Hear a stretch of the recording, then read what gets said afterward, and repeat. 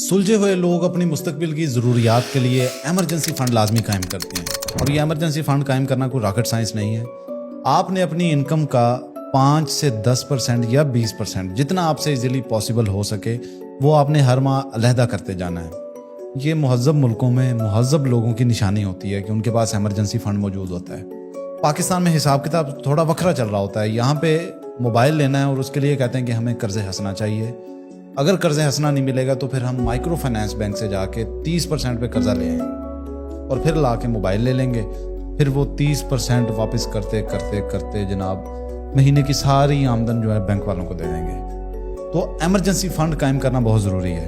अपने बच्चों को भी ये आदत डालें कि जितनी भी उनकी इनकम है महीने में कम से कम 5 से 10%, अगर पॉसिबल हो तो 20% तक रकम साइड पे करें। और एमरजेंसी फ़ंड आपको पता है पाकिस्तान जैसे मुल्क में तो बहुत ज़्यादा ज़रूरी है। यहाँ पे गरीब की ज़िंदगी चैलेंजेस और एडवेंचर्स की आमाजगाह है। उसको तो हर कदम के ऊपर चैलेंजेस होते हैं। कभी बीमारी ने आ लिया है, कभी एक्सीडेंट हो गया है, कभी मुलाजमत चली गई है, कोई ना कोई उसको टेंशन बेचारे को बनी रहती है। तो इस सूरत में उसके पास एमरजेंसी फ़ंड है ना तो बहुत बड़ी नेमत है। लेकिन एमरजेंसी फ़ंड बनाने का यहाँ पे रुझान नहीं है। एमरजेंसी फ़ंड सबसे ज़्यादा आपकी जिस चीज़ से बचत करता है ना वो है कर्जा।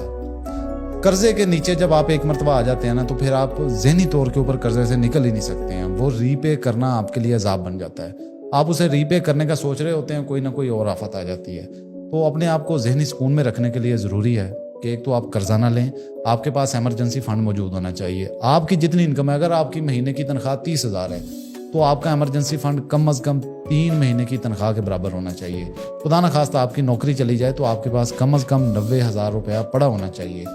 90,000 से लेके 1,80,000 तक 3 से 6 माह की आपकी आमदन जो है वो साइड पे रहनी चाहिए हर वक्त। इसे खोलना कोई मुश्किल काम नहीं है। आप वैसे ही किसी भी बैंक में जाके एक सेविंग्स अकाउंट खुलवा लें और उसमें आप अपनी माहाना 5 से 10% या 20% जो आपको ईजी हो वो अलग करके उसमें रखते जाएं।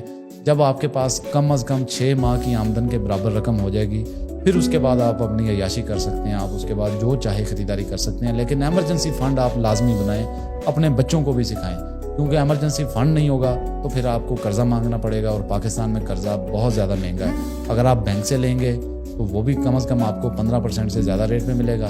अगर किसी प्राइवेट आदमी के पास फंस गए फिर सारी उम्र फिर आपकी नस्लें कर्ज़ा उतारती रह जाएंगी।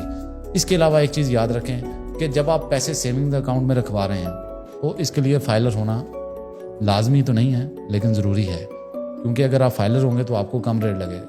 अगर आप नॉन फाइलर हुए तो आपका आधा प्रॉफिट जो है वो फिर FDR के पास चला जाएगा।